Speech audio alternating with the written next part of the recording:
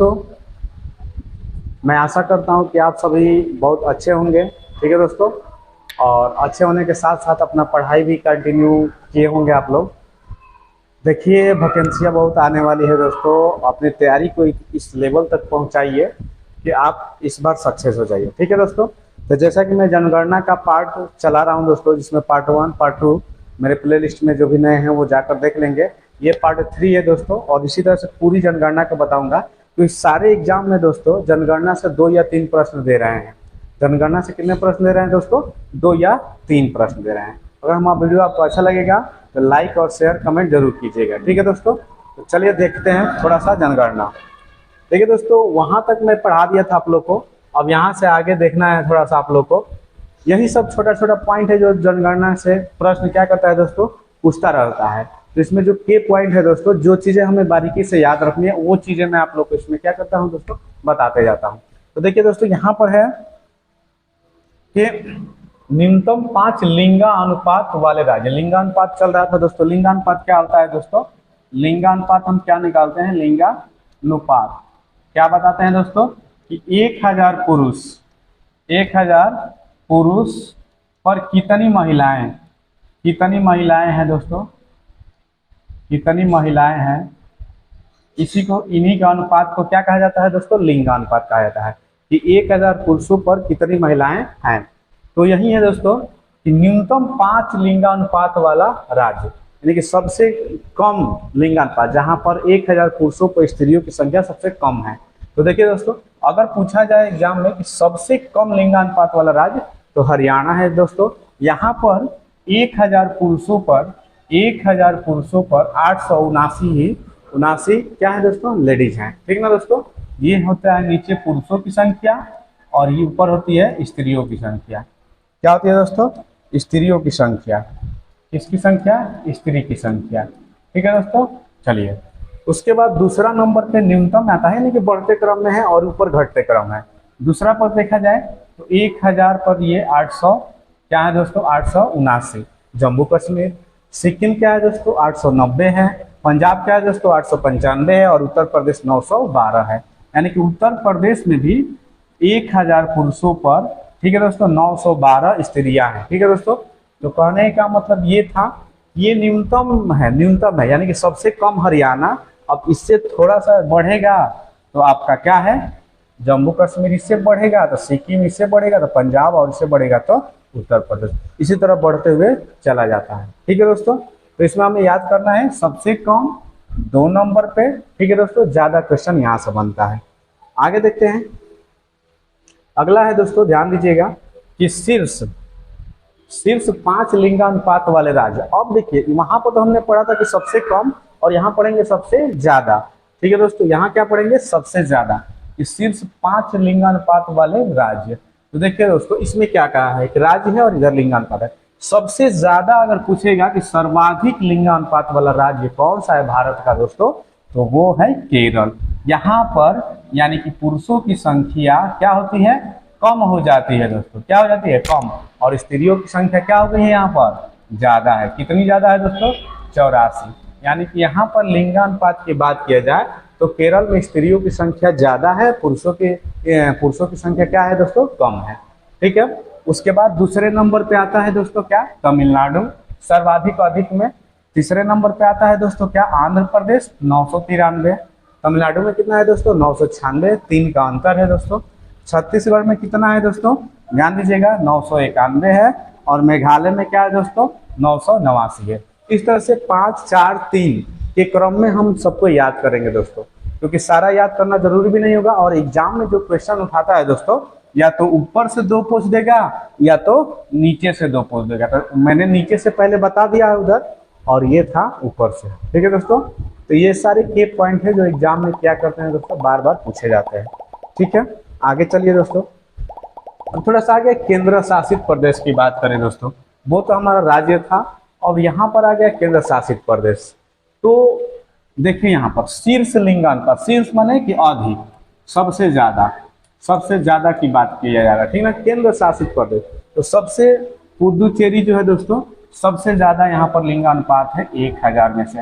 और 21 जनगणना की बात हो रही है दोस्तों 2011 की। ठीक है, अगला दूसरे नंबर पे क्या है दोस्तों, लक्षद्वीप है 947।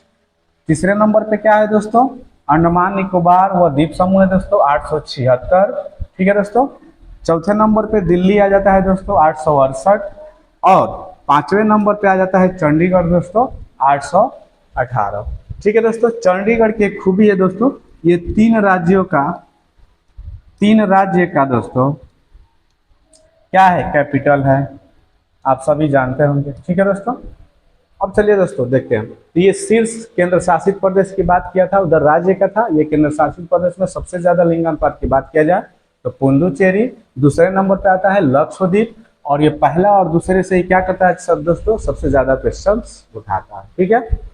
आई होप आपको समझ में आ रहा है। अगर आ रहा है तो इस वीडियो का लिंक अपने क्या कीजिएगा, जो भी आपका परफेक्ट ग्रुप हो, आपका सबसे ज्यादा पसंदीदा ग्रुप हो, उसमें शेयर कीजिएगा ताकि सारे लोगों के पास ये सारी सूचनाएं पहुंचती रहे। ठीक है दोस्तों। अब चलिए दोस्तों थोड़ा सा इसमें देख लीजिएगा, यहाँ पे कहा है दोस्तों कि न्यूनतम। देखिए उधर हम लोग पढ़े क्या, सर्वाधिक, और यहाँ पढ़ेंगे न्यूनतम। देखिए न्यूनतम ये 3 दे दिया है दोस्तों कि सबसे कम लिंगानुपात कहाँ पर है केंद्र शासित प्रदेश में दोस्तों, तो सबसे कम है दमन व दीव पे। कितना है दोस्तों, 618। कितना है दोस्तों, 618। दादर एवं नागर हवेली दूसरे नंबर पे है दोस्तों, कम में दूसरे नंबर पे 700 क्या है 774। तीसरे नंबर पे आ जाता है दोस्तों चंडीगढ़ यानी कि 818। ठीक है। और सर्वाधिक में ये 5वें नंबर पे आता है, सर्वाधिक में 5वें नंबर पर, सर्वाधिक में कौन नंबर पे दोस्तों, 5वें पर, और न्यूनतम में तीसरे पे चंडीगढ़। ठीक है दोस्तों। अब आ जाता है कि शीर्ष लिंगानुपात वाले 2 जिले, अगर जिला पूछ दिया तो देखिए एग्जामिनर का दिमाग कहीं भी से पूछ सकता है सवाल दोस्तों। ठीक है। तो देखिए दोस्तों माहे जिला है कहाँ पर, पुदुचेरी में। यहाँ पर सबसे ज्यादा लिंगानुपात है दोस्तों 1000 पे 1176 स्त्री। ठीक है दोस्तों। माहे जिला में सबसे ज्यादा स्त्रियों की संख्या है पुरुषों की अपेक्षा। अगला दोस्तों अल्मोड़ा, ये पड़ता है उत्तराखंड में दोस्तों। कहाँ पर, उत्तराखंड, यही मुरादाबाद के बगल में। ठीक है। मुरादाबाद से थोड़ा आगे पड़ता है दोस्तों, वहां से। तो यहाँ पर भी देखिए पुरुषों स्त्रियों की संख्या, पुरुषों 1000 पुरुष पर, स्त्रियों की संख्या 1139 है। ये जिला है दोस्तों जहां पर सबसे ज्यादा लिंगानुपात वाले 2 जिले हैं। तो माहे सबसे ज्यादा है, ये कहाँ पर है दोस्तों, पुडुचेरी। पुडुचेरी का है दोस्तों यूपी है, और ये क्या है दोस्तों हमारा स्टेट है। देख लीजिए ध्यान से, तो स्टेट में अल्मोड़ा है और केंद्र शासित प्रदेश में आपका माहे पुडुचेरी है। ठीक है दोस्तों। इसके बाद है, यहाँ देखिए कि न्यूनतम लिंगानुपात वाले 2 जिले। देखिए न्यूनतम लिंगानुपात वाले 2 जिले, हम इधर थोड़ा बढ़ा लेते हैं। ठीक है। न्यूनतम लिंगानुपात वाले 2 जिलों की बात कर रहा है दोस्तों। तो देख लीजिए ये दिया है यूपी का, यानी कि दमन और दीव। कितने हैं दोस्तों, 533 जिला का नाम है। और लेह लद्दाख जम्मू कश्मीर, ठीक है दोस्तों, ये भी अब इसी यूपी में ही है। तो लेह लद्दाख में कितना है दोस्तों, 583। ये भी क्या है दोस्तों, हमारे देश के राज्यों के 2 जिले हैं जहां पर सबसे कम लिंगानुपात है, यानी कि 1000 पुरुष पे दोस्तों, 1000 पुरुष पे 533 महिलाएं, और यहाँ 1000 पुरुष पर 583 महिलाएं। ठीक है दोस्तों। अब चलते हैं आगे वाले के पॉइंट पे। अगर हमारा वीडियो अच्छा लग रहा है दोस्तों तो लाइक शेयर सब्सक्राइब जरूर कीजिएगा, साथ में कमेंट भी कीजिएगा कि कैसा रहा सेशन। ठीक है दोस्तों। चलिए अब यहाँ पर थोड़ा सा देखिए कि हमसे क्या करता रहता है दोस्तों, पूछता है कि 0 से 6 आयु वाले वर्ग के, यानी कि बच्चों की, जो एकदम किशोरावस्था के बच्चे होते हैं दोस्तों, उनका शीर्ष लिंगानुपात वाले 5 राज्य कौन कौन से। तो सबसे ज्यादा देखिए बच्चों वाला अगर देखा जाए दोस्तों तो अरुणाचल प्रदेश में 972 है दोस्तों। ये बच्चों की संख्या है। किसकी संख्या है दोस्तों, बच्चों की। ठीक है। 1000 बुजुर्गों के ऊपर अगर देखा जाए तो 972 ये है दोस्तों। ठीक है। मिजोरम या मेघालय का देखा जाए तो दोस्तों 970 है। छत्तीसगढ़ का देखा जाए तो 969 है दोस्तों। केरल का देखा जाए तो 964 है, और असम का देखा जाए तो 962 है दोस्तों। और ये क्या है दोस्तों, 0 से 6 वर्ग आयु के शीर्ष लिंगानुपात वाले, लिंगानुपात की बात कर रहा है दोस्तों ये भी। ठीक है। यानी कि ये हो जाएगा बच्चे और ऊपर हो जाएगा बच्चियां, मतलब इस उम्र की, कितने उम्र की दोस्तों, जीरो से 6 वर्ष के उम्र के में बच्चों की संख्या, यानी कि ध्यान दीजिए 1000 बच्चों पर 972 बच्चे हैं। ठीक है दोस्तों, तो ये हो गया लिंगानुपात 5 राज्य। और किस वायु के वर्ग वाले लोगों के लिए दोस्तों, तो ये है 0 से 6 वर्ग के लिए। ये भी पूछता है एग्जाम में दोस्तों, आजकल पेपर में डीपली पूछ रहा है दोस्तों, कहीं से भी वही चीज पूछ रहा है। अब थोड़ा सा देखिए वही कि 0 से 6 आयु वाला वर्ग के न्यूनतम लिंगानुपात वाले 5 राज्य कौन कौन से है दोस्तों, तो ध्यान दीजिएगा।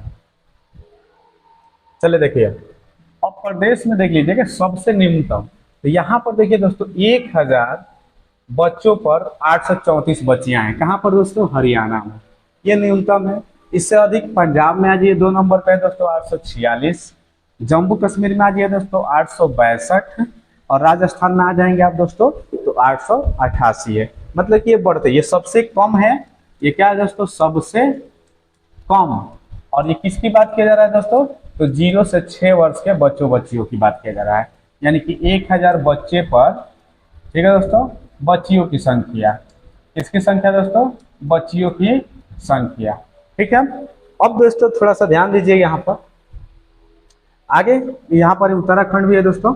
उत्तराखंड ये गुजरात, एक गुजरात में भी उत्तराखंड है दोस्तों, वहां की बात कर रहा है।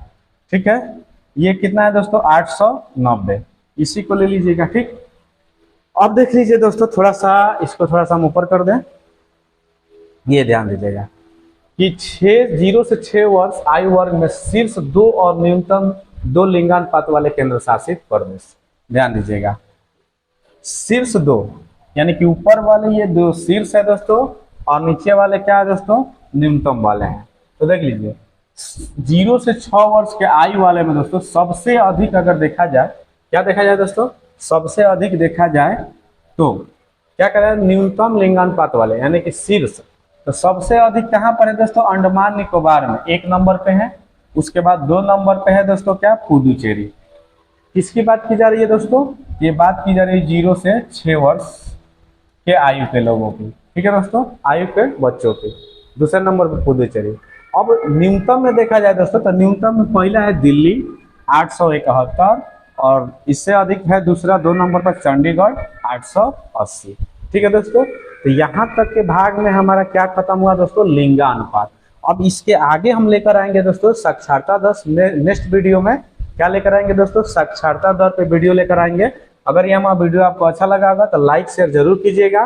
ठीक है दोस्तों, चलिए थोड़ा सा ये देख लीजिए साक्षरता क्या होता है। ठीक है दोस्तों, साक्षरता क्या होता है इंट्रोडक्शन करना है, तो अगले में हम साक्षरता दर की लेकर आएंगे। ठीक है दोस्तों, देखिए साक्षरता को विकास एवं मानव जीवन की गुणवत्ता का सूचक माना जाता है। कहा जाता है कि जब इंसान साक्षर रहेगा यानी कि पढ़ा लिखा रहेगा तो उसका जीवन की गुणवत्ता क्या होगी दोस्तों, अच्छी होगी, और आगे वो अपना फीचर्स अच्छा बना सकेगा।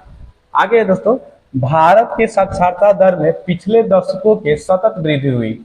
जैसे जैसे जनगणना हुआ है दोस्तों पिछले 10-10 साल पर, 10 की जनसंख्या है हमारे यहाँ, तो जो शिक्षा में बहुत ज्यादा वृद्धि हुआ है, और ये अच्छी भी बात है दोस्तों। देखिए इस बार 2024 या 25 की जनगणना में कितना वृद्धि हो रहा है, हमें लगता है कि बहुत ज्यादा हो जाएगा। चलिए, तो 1951 में जहां भारत की साक्षरता दर 18.33% थी, ध्यान दीजिएगा के पॉइंट है दोस्तों, ये कौन सा पॉइंट है, के पॉइंट, कि 1951 में पहली बार जब जनगणना हुआ स्वतंत्र भारत में तो 1833% थी रही, और यही बात जब 2001 में देखा गया सीधे 50 साल बाद, तो ये बढ़कर कितनी हो गई थी, 64.8% हो गई थी। ठीक है दोस्तों, तदुपरांत 2011 के अंतिम आंकड़े के अनुसार 8.16% बढ़कर साक्षरता दर कुल 2011 में कितनी हो गई दोस्तों, 74.04 हो गई। ठीक है दोस्तों, यही कहा जा रहा है कि मैंने साक्षरता पढ़ाई पे लोग ध्यान दे रहे हैं, और विशेषकर कि अच्छा, ये अच्छी बात है दोस्तों। ठीक है, आगे देखिए, गंतव्य है कि साक्षरता के गणना के लिए 7 वर्ष से ऊपर के आयु वर्ग को सम्मिलित किया जाता है। कोई भी व्यक्ति यदि वो पढ़ लिख सकता है वह साक्षर है। यानी कि साक्षरता दर किस पे मापा जाता है दोस्तों, तो जो व्यक्ति 7 वर्ष से ऊपर हो, यानी कि वह व्यक्ति जो पढ़ लिख सके और पढ़ाई समझ सके। ठीक है दोस्तों, तो इसका न्यूनतम एज रखा गया है 7 वर्ष, यानी कि 7 वर्ष। अभी देखिए इसके नीचे भी लोग पढ़ रहे हैं, लेकिन साक्षरता दर किस पे लिया जा रहा है दोस्तों? 7 वर्ष पे। जो पढ़ लिख सकते हैं, किसी बात को समझ सकते हैं, वो साक्षर है दोस्तों, ठीक है। उसके हिसाब ये साक्षरता दर लिया गया है, ठीक है दोस्तों। तो यदि हमारा वीडियो अच्छा लगा हो तो लाइक शेयर जरूर कमेंट कीजिएगा दोस्तों। और इसी के साथ जय हिंद जय भारत। मिलेंगे फिर हम नेक्स्ट पार्ट में।